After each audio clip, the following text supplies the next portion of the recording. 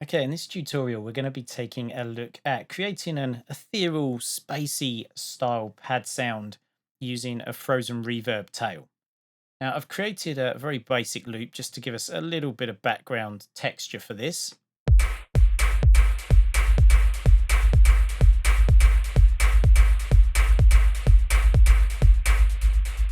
As you can hear, it's already got a lot of delays on it, quite a spacey sounding loop.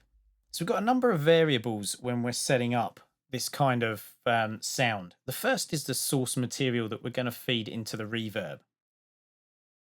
Now I've gone for something really basic, just a saw wave, just to demonstrate this, but you get really nice results from this alone. And this is analog in its default state. I've just dropped the synth in and done absolutely nothing to it. Of course, you can be a lot more adventurous with this. You can pick a variety of waveforms and shapes, perhaps even percussive samples, any old sample, even a slice of a whole track would work. So this will give you a decent starting point for a variety of different sounds. Next up, of course, is the type of reverb that you go for. In this instance, we've gone for EOS by Audio Damage, just to be a bit different because we always use the stock plugins in these videos from Ableton. But Ableton's reverb would be absolutely fine as well.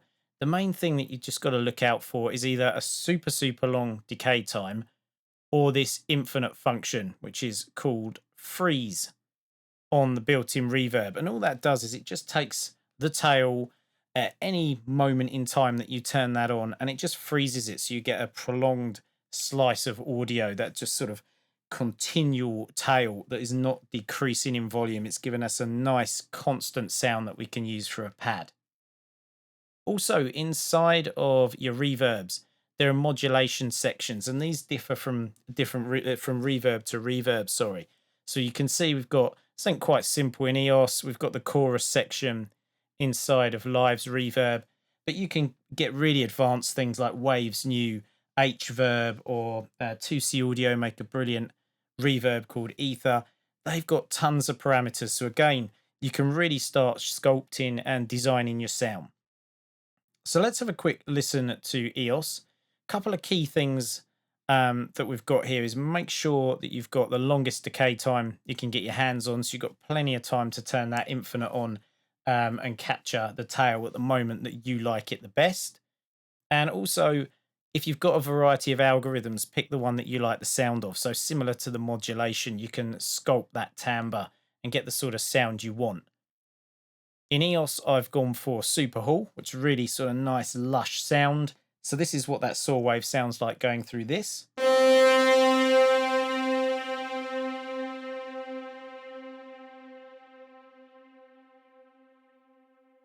And then how we're going to create this sound, really simple. We've obviously got our MIDI track here that's got our source material on.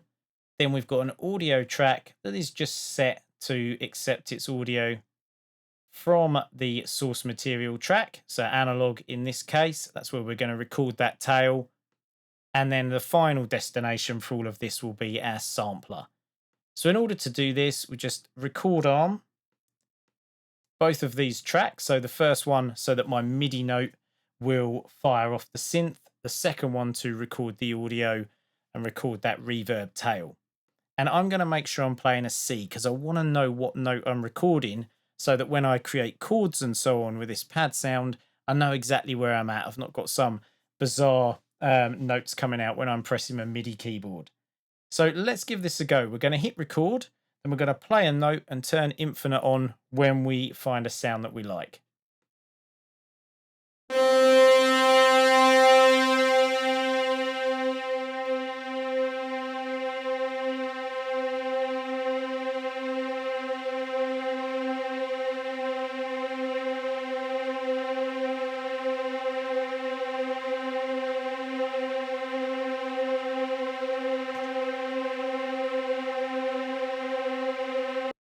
There we go. It's got a nice long slice now of audio. Let's just bring this down a touch.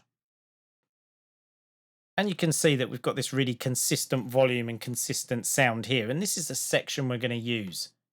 And we just very simply are going to drag this straight into Sampler's window. Again, you can use Simpler if you like for this. You'll find with simpler, it's better to have a really, really long slice of audio because the looping functions aren't quite as advanced. And then I'm just going to very, very simply click on the loop mode, put a bit of a crossfade in there. And that should be us. We've got a nice long sound. Let's just bring that in a touch more so we're only dealing with the consistent part of the audio. And let's hear what we've got. Super, super quiet. So we're going to have to just go and ramp that volume up. You'll be able to record it a bit hotter. Obviously, didn't want to play a saw wave and blow your eardrums out. That's why the volume's a bit quiet. There we go. Let's bring that down. Play a chord. Ideal. So to make it a little bit more pad-like, let's go ahead and just alter that volume envelope. We'll have it fade in for about 1 second, and let's go for about 7 seconds with the sound dying out.